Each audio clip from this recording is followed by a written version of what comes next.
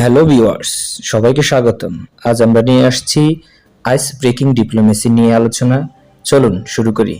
Ice breaking diplomacy কি?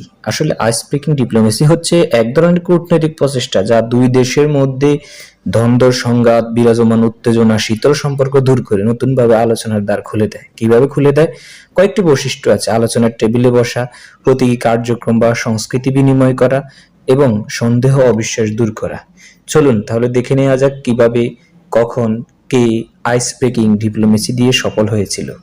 আসলে বর্তমান বাংলাদেশে এবং ভারতের সাথে বাংলাদেশ সরকারের সাথে যে শীতল সম্পর্ক তৈরি হয়েছে সেটা দূর করার জন্য কিছুদিন পূর্বে বিমস্টেক সম্মেলনের সাইডলাইনে ভারতের প্রধানমন্ত্রী নরেন্দ্র মোদী এবং বাংলাদেশের প্রধান উপদেষ্টা ডক্টর মোহাম্মদ ইউনূস তারা যে বৈঠক করেছিলেন, সেই বৈঠকে ডক্টর মোহাম্মদ ইউনূস নরেন্দ্র মোদীকে 2015 সালে নরেন্দ্র মোদী কর্তৃক ইউনূসকে সম্মাননা দেওয়ার যে ছবি, সেরকম একটি ছবি গিফট করেছিলেন।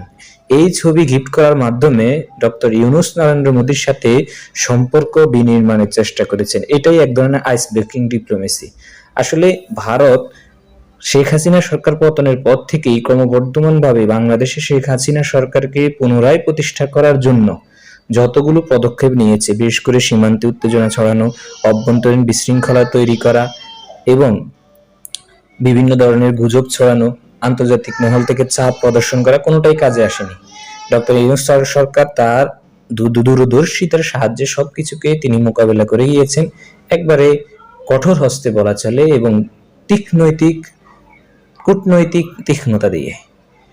আইস ব্রেকিং ডিপ্লোমেসি এর আগে ছিল 1971 সালে চীন এবং আমেরিকার মধ্যে বিরাজমান সম্পর্ক নতুন করে বিনির্মাণ করা, সেটা পিং পং ডিপ্লোমেসির মাধ্যমে করেছিল।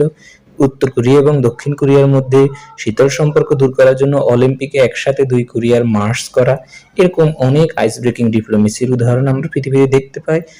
পরের পর্বে আমরা আরো বিস্তারিত নিয়ে আলোচনা করব। ধন্যবাদ সবাইকে, সাথে থাকুন, সবাই সুস্থ থাকুন। আল্লাহ হাফেজ।